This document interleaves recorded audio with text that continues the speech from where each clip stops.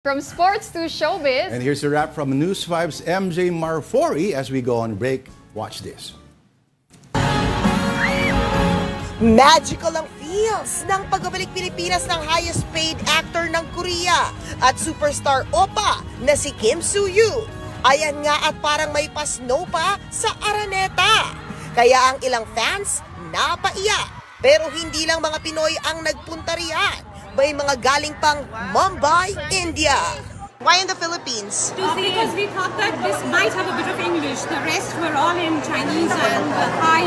Meron namang mga Pinoy na mahigit isang dekada na raw iniidolo si Kim Soo-hyun.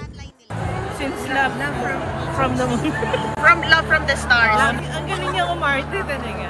Let's go Suwon Nation! Punong-puno nga ang Smart Araneta Coliseum ngayon para sa fan meet ni Kim Soo-hyun ngayong araw. At ito na, i-enjoy na natin guys! Let's go!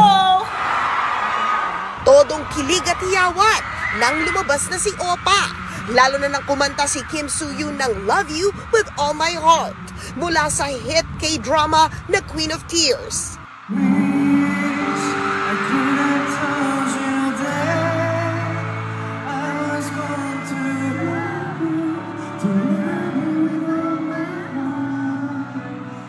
Si Soo-hyun, napaiyak din sa mainit na pagtanggap ng fans. Wala pang 15 minutes sa show. 아니 어떻게 이렇게 다들 paano ba to? Siyempre, pinakilig din ni Soo-hyun ang shippers nila ng kanyang Queen of Tears leading lady na si Kim Ji-won o ang Suwon Nation. Hey na!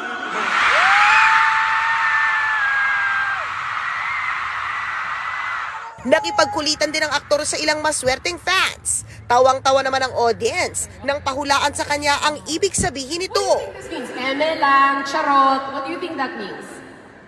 Eme lang. Charot. Star-studded din ang kanyang fan meet. Kabilang sa mga dumalo, si Andrea Brillantes na naka-wedding dress pa ang peg. Sa isa pang ang picture, nagpa-yes I do po si Andrea. Sa anggulo naman na ito, tila sinagot din ni Soo-hyun ang finger heart niya. Very successful naman na 3 araw na sold-out solo concert ng Nation's girl group na BINI. Siyempre, pasabog ang solo performances ng bawat isa sa 8 BINI. Kabilang ang Crazy in Love performance ni BINI Colette at Woman ni BINI Aya. Hindi rin nawala ang performance ng grupo na sikat nilang mga kanta na Pantropiko at Salamin. But wait, there's more. Dahil sa October 4, magkakaroon ulit sila ng concert sa Smart Araneta Coliseum.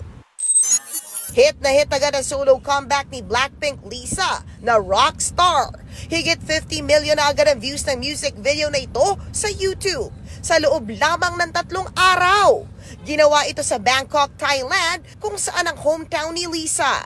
Alay raw ito ng K-pop star sa Thai culture at authentic Thai street life. Ito ang una niyang kanta sa ilalim na sarili niyang management company na Loud.